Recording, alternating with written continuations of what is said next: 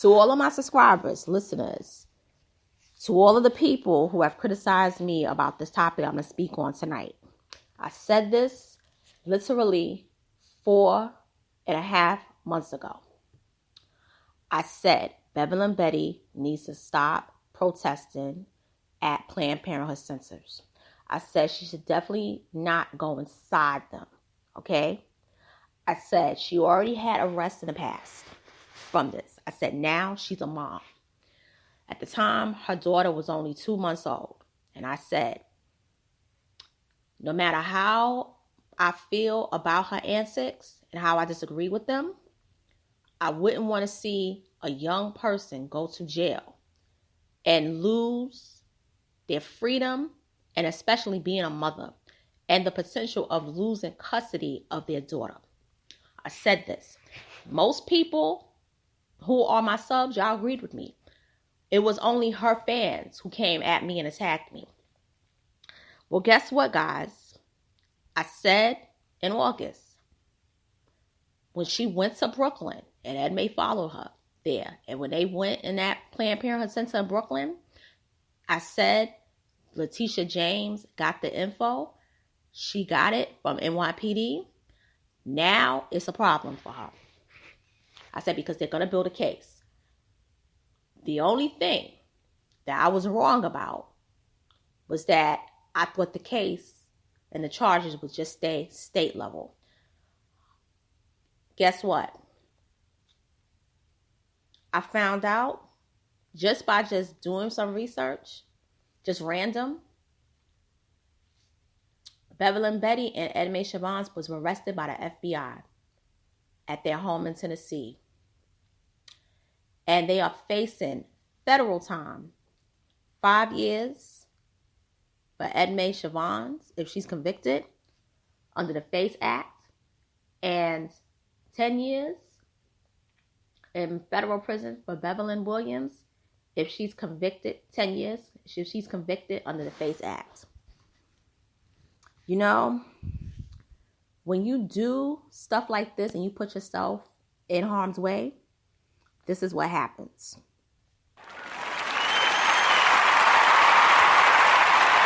Hey everyone. So I'm going to read to you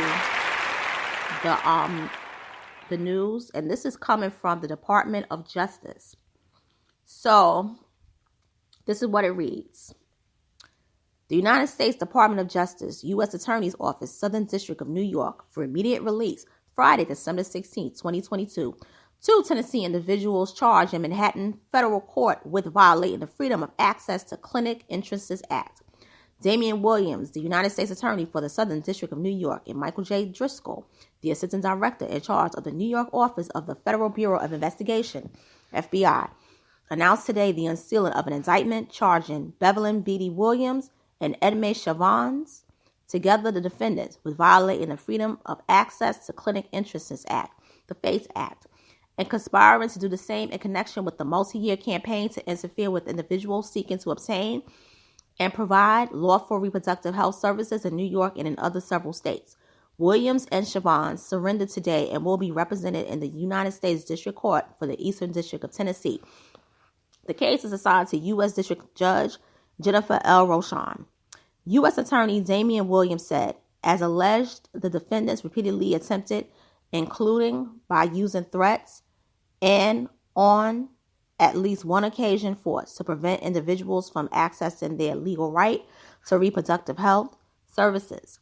This office will remain committed to ensuring the healthcare facilities, their staff, and those seeking to obtain reproductive health services can continue to do so without unlawful interference. FBI Assistant District in Charge Michael J. Driscoll said, as we allege today, Ms. Williams and Ms. Chavannes violated the FACEACT by willfully interfering with individuals seeking to obtain or provide lawful reproductive health services. In one instance, Ms. Williams injured a health center employee while obstructing access to the reproductive health center. The FBI will continue to investigate these types of allegations to ensure individuals who seek legal reproductive health services may do so without fear or intimidation.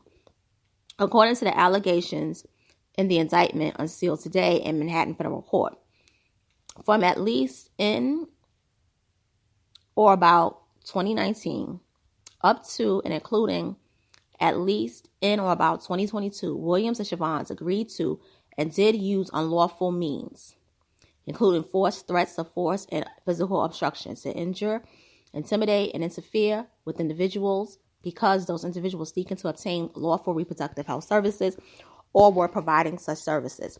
As part of that agreement, on or about June 19, 2020 and June 20, 2020, Williams and Chavannes threatened and used force against patients and staff members at a reproductive health center located in Lower Manhattan, the health center, and blocked patients and staff members from accessing the health center. In one instance, Williams pressed her body against the door of the health center's patient entrance and refused to move, preventing a health center volunteer from entering the health center. As a health center staff member, victim 1 attempted to open the door for the volunteer. Williams purposely leaned against the door, crushing victim 1's hand. Victim 1 yelled, "She's crushing my hand," but Williams remained against the door, trapping victim 1's hand and injuring it. At various times on June 19th and 20th, 2020, Williams and Chavannes stood directly in front of the health center entrances. Williams and Chavannes initially blocked the main entrance used by patients, causing the health center to divert patients to enter through the staff entrance. Williams and Chavannes responded by moving in front of the staff entrances and directing others to do so as well. In addition, on or about June 19, 2020, Chavannes threatened victim number 1 by leaning her body towards victim 1 at close range, forcing victims 1 against metal barricades while yelling, do not touch me," within inches of victims 1's face.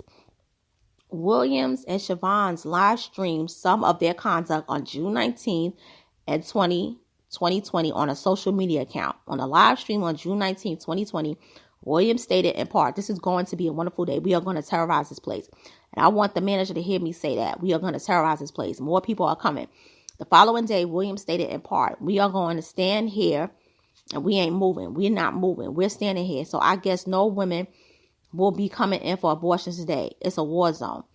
In addition to the defendant's conduct in Manhattan, New York, Williams and Chavannes' unlawful agreement to use prohibited means to injure, intimidate, and interfere with individuals because those individuals seeking to obtain or provide reproductive health services has extended to other locations, including Florida, Tennessee, Georgia, and Brooklyn, New York. For example, in January 2022, Williams and Chavannes traveled to and were present outside a health center in Fort Myers, Florida, where they directed other individuals to block health center entrances.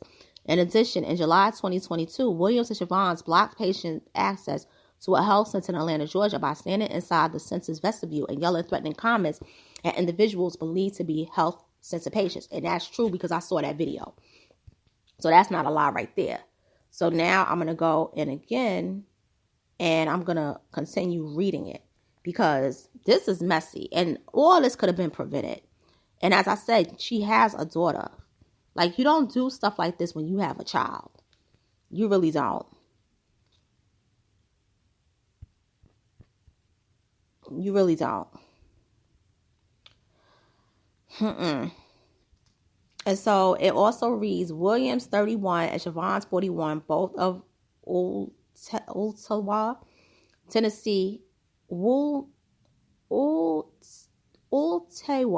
Tennessee, are charged with conspiracy to violate the FACEACT, which carries a maximum sentence of 5 years in prison. In addition, Williams is charged with violating the FACEACT through force, threats of force, and physical obstruction resulting in bodily harm, which carries a maximum sentence of 10 years in prison. Chavannes is charged with violating the FACEACT through threats of force and physical obstruction, which carries a maximum sentence of 1 year in prison. The maximum potential sentences are prescribed by Congress and are provided here for informational purposes only, as the sentences of the defendants will be determined by a judge. Mr. Williams praised the outstanding investigation work of the FBI.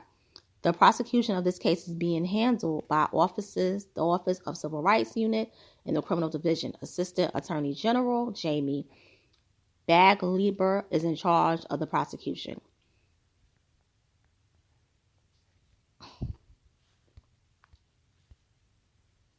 The charges contained in the indictment are merely accusations, and the defendants are presumed innocent unless and until proven guilty.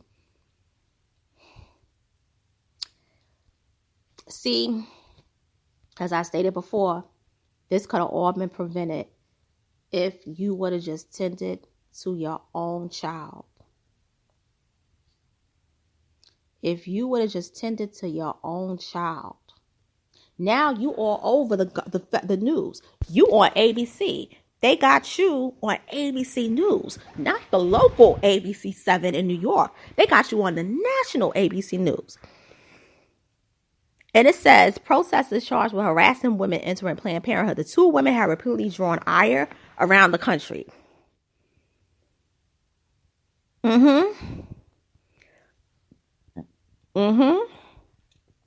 Now, see, I'm going to say something.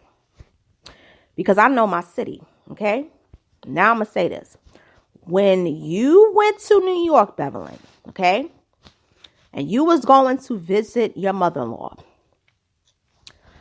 I did a commentary on this page about how Edmee should not have been in New York with you unless she went there for something else. But you was there to visit your mother-in-law. You was not there to protest and demonstrate, knowing that you all had gotten arrested in July. Okay? And this is why I said there's something about Edmee that's not really trustworthy and is not really good for Bevelyn. And she put her in that situation. Had Bevelyn just went there along with her husband and baby, not only would she had gotten, that write-up from NYPD in August of this year, but Letitia James would not have been notified about her. And Letitia James wouldn't be basically tweeting about her past behavior, okay? Now, in this article from ABC News, it states that James announced in April 2021, because a civil lawsuit was filed in February 2021 by Letitia James, New York Attorney General, that her office had come to an agreement that the two women would stay outside the buffer zone, or they would pay a $5,000 fine if they broke the agreement, which they did. They broke it in this summer. But the problem with them breaking it is that it went just beyond them breaking it. It went to where people were feeling threatened. Because I read that article. It was no joke. And they took people's statements. Another thing, too, is that the federal government had filed a restraining order against them to where they couldn't go to the protest at the place. They had to stay away from that place in Tennessee where they videotaped it, where her husband had the gun, and like when they were trespassing. They was watching all of that. See, you can't be boasting proudly what you planning on doing, and you filming it, knowing that the security guard said, don't come on the property if you're protesting. And then you lied and said, oh yeah, we're just trying to seek an abortion. And then you flip it and you threaten not only the people, not only are you coming off threatening to the people that work there, but to the patients. And that's what happened in New York, according to the Daily News article, when they interviewed the people. Okay? Now, I'm going to say this. I don't wish her any harm, but she needs to be smart. But the problem now, I'm going to say this. Now you got a federal case and you facing 10 years and you facing fed time. When people were telling you all this year and all last year, especially last year, please focus on your children. Focus on your child. Focus on being a mother. Don't get involved in this. Last year, just, focus, just, like deal with like the stuff, with the church and everything, but don't put yourself out there to be arrested. don't do that. Because once you get arrested and then once you get charged with a crime, and it's something like this that's federal, there's no going back. Because federal time is different from state time. Because with federal time, you can't hardly get a job. Like, it's no fun and games with this. This is serious. And what's crazy about it is that people were coming at me saying, oh, you know, you a hater. She's doing more for this and that.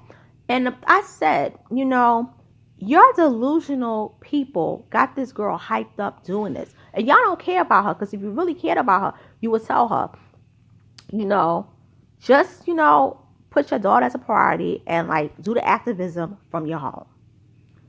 Or don't protest the way she did, because there were many people that was protesting outside of those clinics and stuff.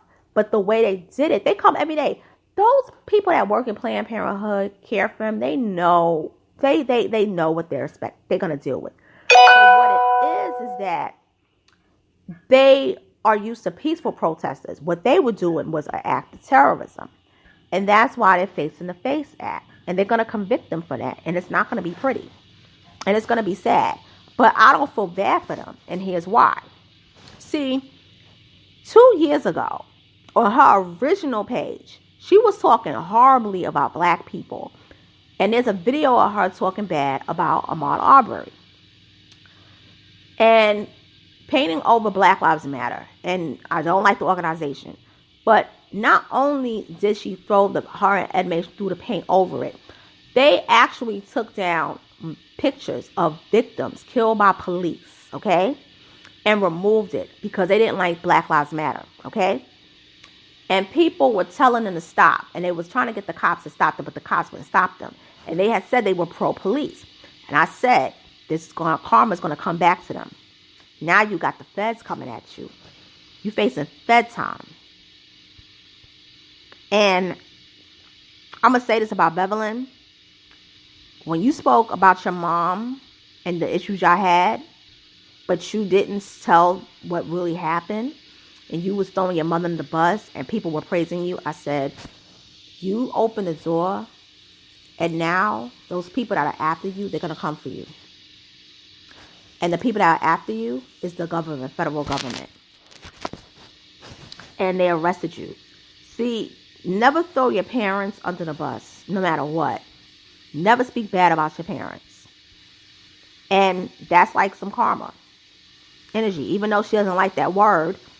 But it's like you reap what you sow. But you can't throw, and the reason for all the anger is because she has issues with her mom. And all of that played out at the demonstrations. All that played out in 2020, throwing the paint. And then also she lost her father a year prior. Like on her Facebook page, she took a lot of stuff down. But she had photos of her father. And she had a photo like of when he, his like when he was born and when he passed. And pretty much, she doesn't go for therapy. And she needs therapy. She needs it. And she needs help. And with prison, they will put her in that involuntarily. And I'm going to say it. She shouldn't have. This is just me. I'm saying this. I'm going to keep it real. The man she married, he ain't up there. I'm just going to be honest. The stuff that he said about Malcolm X, calling him a heretic because he didn't believe Jesus is God. But yet it's still a certain group of people that you was praising on Instagram because there's receipts of that, okay? You basically didn't talk about them, and they don't even believe that Jesus is anything but a prophet. But you didn't go at them, but you went at all the black people that believe so otherwise. Yeah, there's a problem with you too, buddy. You didn't get touched with these charges with the FBI, and I'm looking at you funny on that. Because to me, I don't care what anyone say. And a lot of people have said this. There's something sinister about her husband. Okay? And the fact that he didn't get charged with the federal. And he was going to Georgia. He was going to Tennessee. Not once, but twice. Tells me that the fact that he wasn't charged in this. That's some Asian stuff.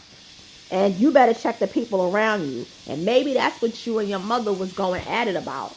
Not saying that that's so, but maybe your mother spotted that something wasn't right with him. And was trying to warn you ahead of time, like, yo, you may want to rethink this arrangement that you have. Like, you put yourself in something that you can't get out of. And now look.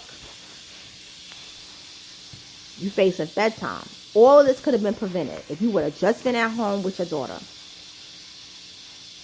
10 years, if they convict you, if you go to trial like in 2023, and they convict you for all the 10 years, and she's telling people it's 15, it's 10. I got the paper, I read it off, okay? The fact that you won't see her outside of the walls of prison until you are 42, and then she's like 11. And you know she'll go into the hands. Hopefully she don't go to the system. Hopefully she'll be with your family. You know? Let's be real. Yeah. Because you know your mom will try to get custody. She will. More than likely. I don't know your family like that. I don't know your family at all. But I'm just speaking on reality. Okay? Because if they building a case and they try to put your husband included in it and something else, you got to have people lined up to take care of your child.